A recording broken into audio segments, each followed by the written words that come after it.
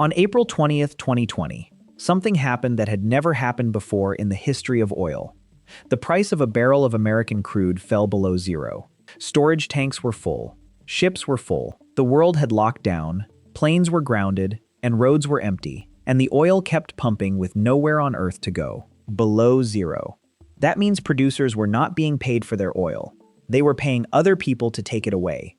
Because the whole world had stopped moving and there was nowhere left to put it. It was the single strangest day the oil business had ever seen. You would assume that for one kind of company, it was the greatest day imaginable, the oil refinery. Suddenly, its main raw material was free. Or, better than free. It was not a jackpot.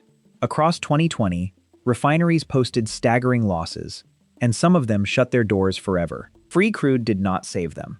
It could not. And the reason is the whole secret of this business. Because a refinery does not actually make money selling oil. It buys oil, and it sells fuel, and it lives or dies on the gap between the two. In 2020, nobody was driving, so the fuel was nearly worthless too. The gap vanished. That gap has a name, and it is the only number that really matters in this entire industry. It is called the crack spread. This is the great misunderstanding at the center of the whole oil world. People think a refinery is an oil business. It is not. Not really. It is a spread business that happens to use oil. By the end of this video, you will know what a refinery actually costs to build and run, why the crack spread is the single number that decides everything, and why the deadliest threat you face is not expensive oil. It is a spread that has closed. The none. Start with what a refinery actually is, because it is one of the most complex machines humans have ever built. Picture the barrel as a stack of different liquids hiding inside one black fluid. Gases and gasoline at the light top. Kerosene and diesel in the middle. Heavy oils and tar at the dark bottom. Heat unlocks the stack. Crude oil on its own is almost useless. You cannot pour it into a car or a jet. It is a thick, dark soup of thousands of different molecules, and the refinery's entire job is to sort that soup into things the world will actually pay for. At its heart is a giant tower where crude oil is heated until it boils, and its many ingredients separate out by weight. Light gases and gasoline rise to the top, heavy tar sinks to the bottom, and everything else settles in between. A single barrel of crude, about 42 gallons of black liquid, can be split into dozens of different products, from jet fuel to plastic feedstock to the asphalt on your road. And this is the strange magic of it. The heavy, low-value bottom of the barrel, the stuff nobody wants, is where the biggest prize is hiding, if you have the machinery to break it apart and rebuild it into gasoline. But separating is only half the job. But the real money is in upgrading. Complex refineries take the cheap, heavy, worthless bottom of the barrel and crack it, chemically, into the valuable light fuels the world actually wants. So there are tiers. Simple refinery just boils and separates, and lives on thin margins. A complex refinery, with crackers and cokers, can eat the nastiest cheap crude and squeeze premium fuel out of it. Complexity is the money. Building a new one is almost unthinkable. A large modern refinery can cost $7 billion or more and take over 5 years to build, which is why hardly anyone in the West builds new ones anymore. In the entire developed world, only a handful of brand new refineries have been built in the last few decades. The permits, the protests, the sheer cost, and a shrinking future all make a brand new plant almost impossible to justify. So most refineries are not built, they are inherited, bought, sold, and traded, decades old, patched and expanded over generations, because the cost and the permits to build a brand new one are far out of reach. Whatever you buy, you are buying a giant, aging, staggeringly complex machine whose only purpose is to turn one price, the price of crude, into another price, the price of fuel, and to keep the difference. What you inherit. You inherit the worst position in all of business. You are a price taker on both ends at once. Think about how rare and terrible that is. Most businesses control at least one side of their economics, their price or their cost. A refiner controls neither. You are a passenger between two markets, keeping only the distance between them. You do not set the price of the crude you buy. That is decided by wars, cartels, and global markets far beyond your control. And you do not set the price of the fuel you sell. That is decided by demand, exports, and rival refineries. All you get to keep is the gap between them. And that gap can be wide and glorious one month, and gone the next, swinging on events on the other side of the planet that you cannot see coming. A refinery is not a factory you switch on in the morning and off at night. It is a continuous beast, running around the clock for years between overhauls, and every stop and start is slow, costly, and dangerous. Second, you inherit a machine that must run flat out. A refinery is drowning in fixed costs, so running it at half speed is often worse than useless. You have to keep it full, pushing crude through every hour, or the economics collapse. Run a refinery at 2/3 of its capacity, and your fixed cost for every barrel jumps by around half. This is a business that punishes you brutally the moment you slow down. History is scarred with refinery disasters, fires and blasts that killed workers and leveled units in seconds. Every owner carries that weight, knowing that a single failure, a single spark in the wrong place, can end everything. Third, you inherit danger. You are running crude oil at high heat and pressure through miles of pipe and towers, 24 hours a day. It is a controlled bomb, and a single accident can kill people and end the plant. Fourth, you inherit rules. Emissions limits, fuel blending mandates, safety regulations, each one a real and rising cost that the refinery must absorb while still fighting for that thin, disappearing spread. So what you really inherit is not an oil business.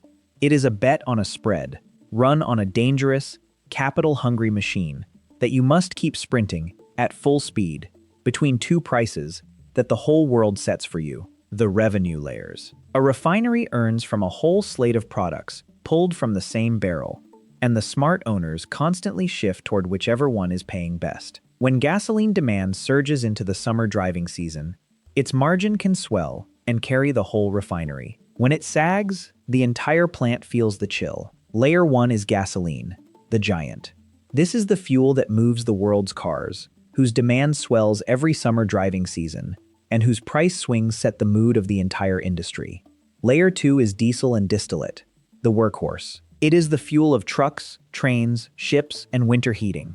Its own margin, the diesel crack, often runs even fatter than gasoline when the world's freight and cold demand it. Layer 3 is jet fuel, tied to the skies. When airlines fly full, it is gold. When the world stops traveling, as it did in 2020, this entire stream can evaporate almost overnight. Nothing is wasted if you are clever. Even the thick residue can be sold or upgraded, and a well-run refinery finds a buyer for almost every drop. Because on a thin margin, the last few percent of the barrel can be the difference. Layer 4 is the bottom of the barrel. These are the heavy leftovers: asphalt for roads, petroleum coke, lubricants, and the raw feedstock that becomes plastics. Low glamour, but a real and steady slice of the barrel's value. Here is the quiet art. A skilled refiner can retune the plant to make more of whatever is most profitable that week, squeezing extra gasoline in summer or extra heating oil in winter. The product mix itself is a lever, but notice the thread: gasoline, diesel, jet, asphalt. All of it is only worth owning if it sells for more than the crude and the running costs. Every stream, in the end, is just another face of the same crack spread. Listen to that again. Here is the idea that unlocks this whole business, and it is worth stopping on completely. A refinery does not profit from oil. It profits from the crack spread, the difference between what it pays for crude and what it gets for the fuels it makes. Its oil price barely matters. The spread is everything.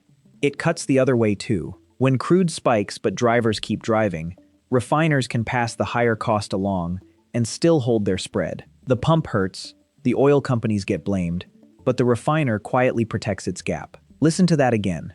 This is why the price at your pump does not fall just because the price of oil falls. If crude drops but fuel demand stays high, the spread widens, and the refiner keeps the difference. The gap is the prize. We measure it with the 3-to-2-1 crack spread. 3 barrels of crude in, 2 barrels of gasoline, and 1 of diesel out. In normal times, it runs around $11 a barrel. In 2022, it exploded past $35. So you never really owned an oil company.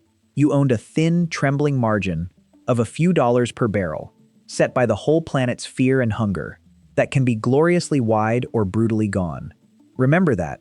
Everything follows from it. The ledger, turn to what leaves the account, and one cost dwarfs every other, a cost you do not even control. Sit with what that means.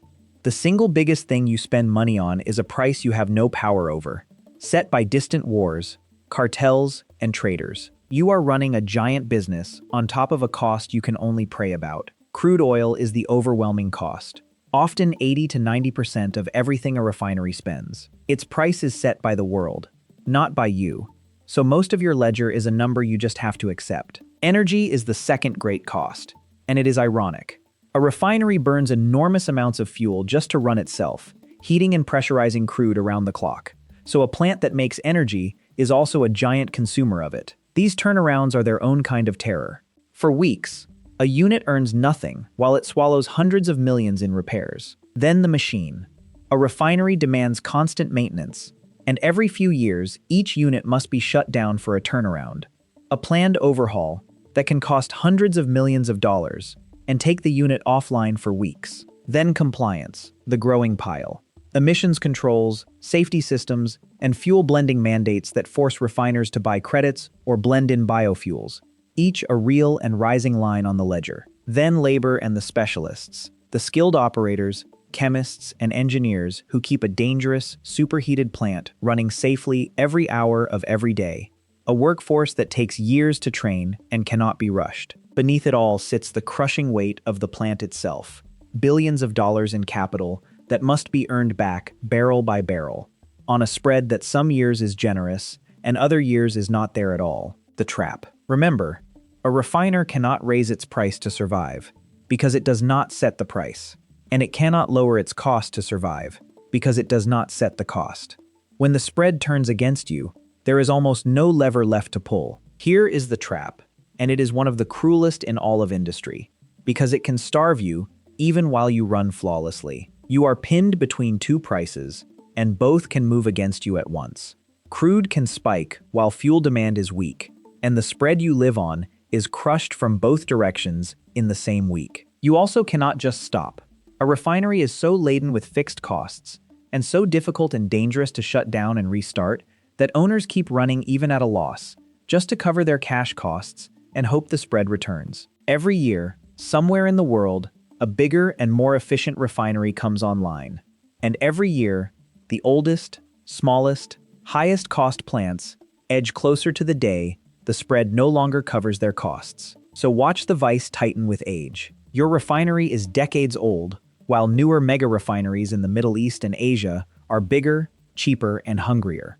When the spread thins, the old high-cost plants are the first to bleed out. Over the horizon looms the deepest threat of all. Demand for fuel is set to peak and then decline, as electric cars and efficiency slowly eat the market, and refining capacity is expected to shrink for decades to come. That is the trap in one sentence. You run a hazardous, aging, billion-dollar machine you cannot stop, on a spread you do not control, against cheaper rivals, in a market that is slowly, permanently, shrinking beneath you. To understand how a refinery even learned to make real money, you have to meet a French tank officer who figured out how to crack the barrel open and change the course of a world war doing it. The team.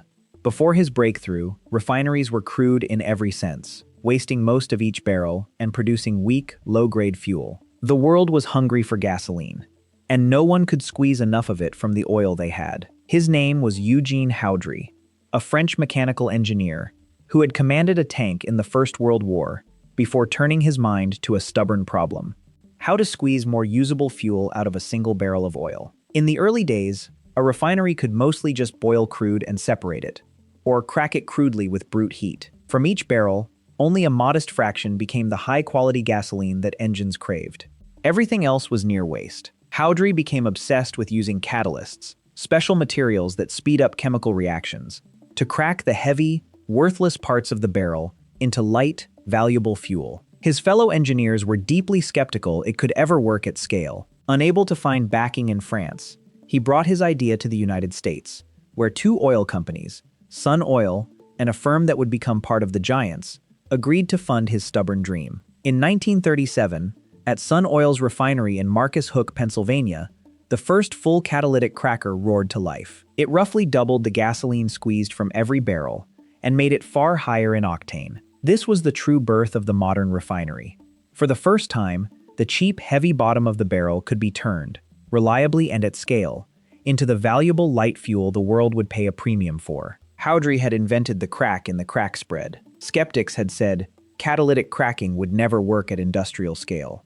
Houdry proved them wrong in steel and fire, and almost overnight, a barrel of oil became worth far more. Then came the war. In the first 2 years of the Second World War, an astonishing 90% of the Allies' high-octane aviation fuel came from Houdry's process, giving British fighter planes a decisive edge in the Battle of Britain. It is a strange thought that a refining process could help decide a war, but it did. The planes that could climb faster and fight higher were the ones burning the cleaner, higher-octane fuel that Houdry's crackers alone could make at scale. That higher octane gave Allied aircraft more power on takeoff and in a climb, a small chemical advantage that helped decide dogfights, and perhaps the war itself. A refinery process had become a weapon. Houdry spent his later years inventing the catalytic converter, the device that still cleans the exhaust of nearly every car on Earth. But his great gift to the refinery was this.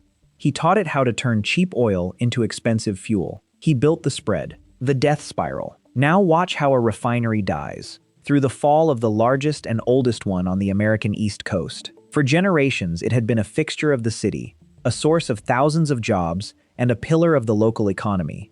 Its towers and flares a permanent part of the southwest Philadelphia skyline. In the city of Philadelphia stood a vast refinery complex called Philadelphia Energy Solutions. It sat on 1,300 acres and could process well over 300,000 barrels of crude a day. Its roots ran back nearly 150 years. For a few golden years in the early 2010s, it thrived on a lucky edge. Cheap crude from North Dakota arrived by rail before the pipelines and export rules caught up, and the refinery bought it below the market and printed money. On a thin spread, a refinery has no cushion. The moment its lucky advantage disappeared, this old, high-cost plant was living hand-to-mouth, one bad quarter or one accident away from the end. But that edge vanished. When the rules changed and American crude could be exported freely, the cheap discount disappeared, and the refinery's advantage evaporated. By 2018, it had already stumbled through bankruptcy once, and barely survived. Then, in the early morning of June 21, 2019, a massive explosion and fire tore through the refinery. Just 5 days later, the owners announced the plant would close, permanently. Here is the brutal economic truth underneath the flames. That explosion did not have to be the end.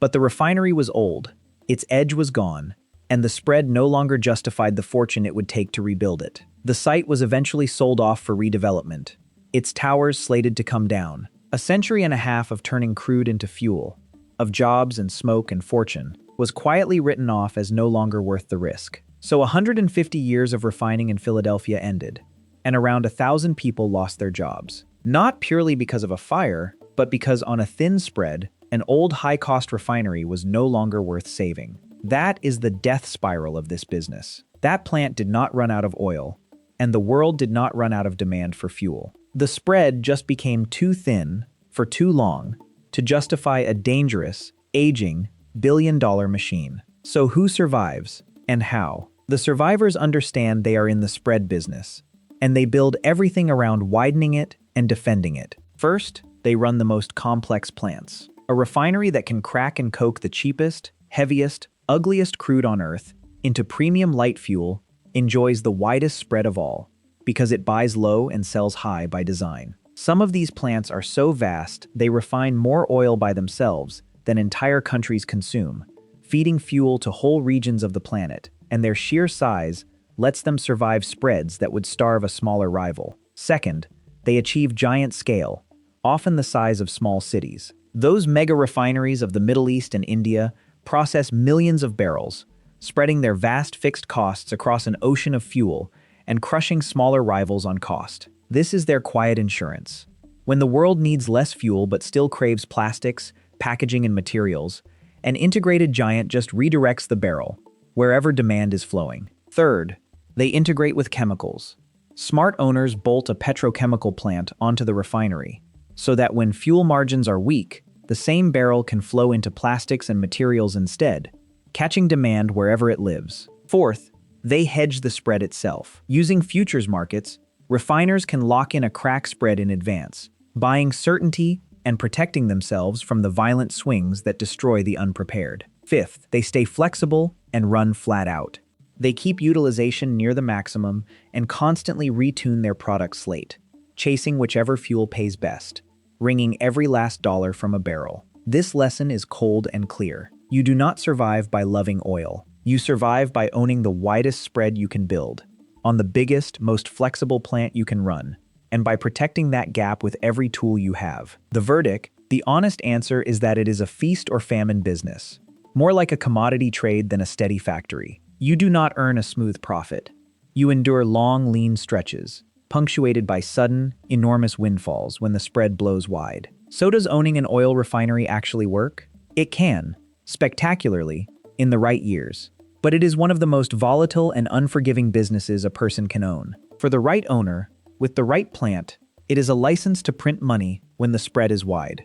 In a year like 2022, when margins exploded, refiners posted some of the largest profits in their entire history. Run a complex, giant, flexible refinery, buying the cheapest crude and selling premium fuel to a hungry world, and you own one of the great cash machines of the industrial age, at least while the world still runs on liquid fuel. But be honest about the knife you stand on. You are pinned between two prices you do not control, on a spread that can vanish in a week, running a hazardous plant you cannot switch off, against cheaper rivals, in a market that is beginning to shrink. That is the humbling truth of this business. The same plant, run by the same people, can look like a masterpiece one year, and a disaster the next. Set by the world, not you. Catch a wide spread, and you are a genius. Catch a collapsed one, on an old high-cost plant, and you become the refinery in Philadelphia, waiting for a margin that never returns while the fixed costs bleed you dry. Get it right, own the widest spread on the biggest plant, and you hold a genuine engine of the modern world. Get it wrong, and you own a dangerous, aging bet on a gap that the whole planet decides, and that owes you nothing. You never really owned the oil, and you never really owned the gasoline. You owned the gap between them, a thin, trembling spread of a few dollars a barrel, set by a world you cannot see and cannot command. Then the day that gap closed, you learned what the most valuable thing in a refinery had been all along. Not the crude, and not the fuel. The empty space in between. Closing frame.